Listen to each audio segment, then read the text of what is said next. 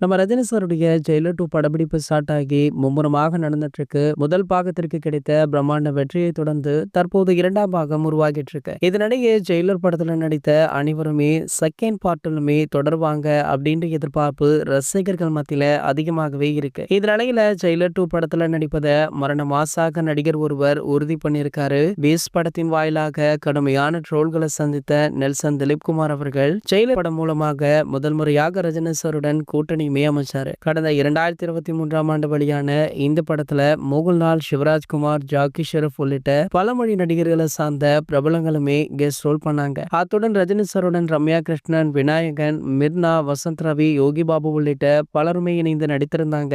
Sun pictures தயாரிப்புல Rajini சாருடைய மரணமாஸ் காட்சிகளுடன் வெளியான Jailer உலக அளவுல 600 கோடிகளுக்கு மேல வசூல் சாதனை படைச்சிருக்கு. அதாவது இந்த திரைப்படத்துல மோகன்லால் இருக்கார் அப்படின்றத மீண்டுமே உறுதி பண்ணிருக்காரா. இது ஒரு பக்கம் இருக்க, தற்போது ஜெயிலர் 2 படத்துல இருந்து ஒரு சில தகவல் எல்லாம் வெளியாகி இருக்கு. அதாவது அண்மையில ரிலீஸ் ஆன நம்ம அஜித் சாருடைய குட் பேட் அக்லி திரைப்படத்துல 3 இளையராஜாவுடைய ரெட்ரோ பாடல்கள் பயன்படுத்தப்பட்டிருந்தது. சோ அந்த படத்திற்கு அவரிடம் அனுமதி வாங்கவில்லை, அதற்காக எனக்கு 50 கோடி தர வேண்டும் அப்படின்னு நேற்று நோட்டீஸ் ஒன்றை வெளியிட்டிருந்தாரு. இந்த நிலையில பாத்தீங்கன்னா தற்போது படமாக்கப்பட்டு வர ஜெயிலர் 2 படத்திலுமே இளையராஜா அவர்களுடைய 2 ரெட்ரோ பாடல் பயன்படுத்தப்பட்டிருக்கு. ஆகையால தற்போது அந்த படக்குழுமே ஒரு பக்கம் முடிச்சிட்டு இருக்காங்க.